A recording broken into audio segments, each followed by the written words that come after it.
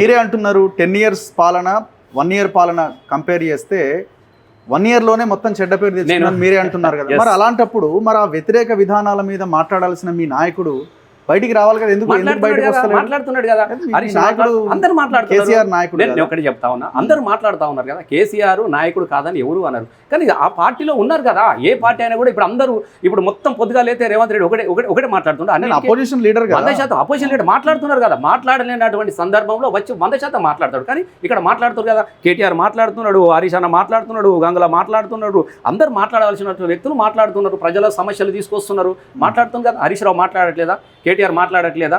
100% ఆయన మాట్లాడే రోజు వస్తే 100% వచ్చి మాట్లాడతాడు.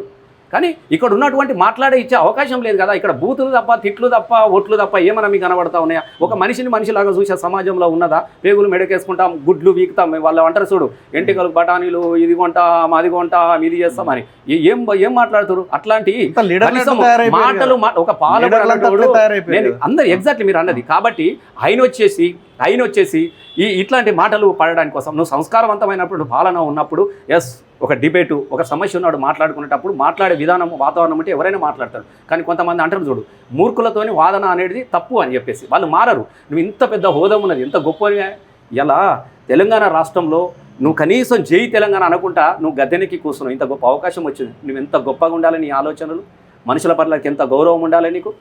ఇలా అది ఉన్నదా చెప్పండి?